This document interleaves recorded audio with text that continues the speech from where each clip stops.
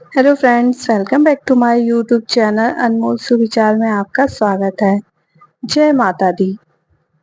नवरात्रि के दिनों में विशेष भोग का फल जो हम भोग लगाते हैं उसका फल भी हमें मिलता है। तो आज हम बताएंगे किस तरह से आपको भोग लगाना है, उसका आपको क्या फल मिलेगा। नवरात्रि का पहला दिन माँ शैलपुत्री का दिन होता है। इस दिन गाय के घी का भोग लगाएं। ये मानसिक शांति और उत्तम स्वास्थ्य के लिए अच्छा होता है। माँ का दूसरा दिन माँ ब्रह्मचारिणी माता का दिन होता है। मिश्री और चीनी या चरणामृत का भोग लगाया जाता है। इस दिन भोग लगाने से ऊर्जा मिलती है और स्वास्थ्य और साहस में वृद्धि होती है। माँ का तीसरा दिन माँ चंद्रघंटा का दिन होता है। इस दिन माता को दूध या दूध से बनी मिठाई, खीर का अगर भोग लगाते हैं तो सुख समृद्धि और दाम्पत्य जीवन के लिए अच्छा रहता है। माँ का चौथा दिन यानी कि माँ कुष्मांडा कुष्मांडा का ये दिन होता है। इस दिन माँ को मालपुए का भोग लगाते हैं तो आपको सभी रोगों से मुक्ति मिल जाती है और बुद्धि में भी वृद्धि होती है। माता के पांचवें दिन माँ स्कंद माता का दिन होता है। इस दिन अगर हम केले का भोग लगाएं या केले से बनी कोई भी सामग्री का भोग लगाते हैं तो हमारे करियर में सफलता और सौभाग्य आता है। हमें करियर में सफलता मिलती है। इस दिन माँ को मालपुए का भोग लगाना चाहिए।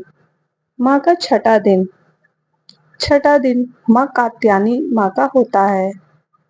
इस दिन कहते हैं यदि शहद या मीठे पान का भोग लगाया जाए तो आपके जीवन में शत्रुओं का नाश होता है और आपके तेज में भी वृद्धि होती है।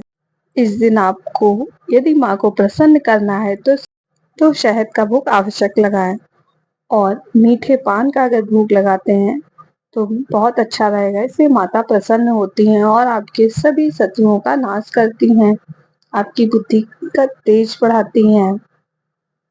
अब बारी आती है माँ के सातवें दिन की। माँ का सातवां दिन यानी कि माँ कालरात्रि का दिन होता है। इस दिन माँ कालरात्रि को गुड़ या गुड़ से बने व्यंजन का आप भोग लगाते हैं तो माँ आपके सभी संकट को दूर कर देती है।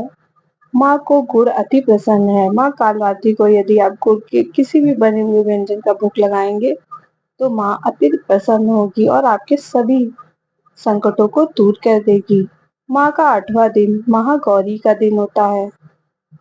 इस दिन अगर आप नारियल या नारियल की बर्फी का भोग लगाएंगे या नारियल से बनी कोई भी मिठाई का भोग लगाते हैं तो आपकी सभी मनोकामनाएं पूरी होती हैं और सुख शांति मिलती है आपको। इसीलिए माँ को आप इस दिन नारियल या नारियल की बर्फी का भोग जरूर लगाएं। नवा दिन यानी कि माँ सिद्धिदात्री का दिन है।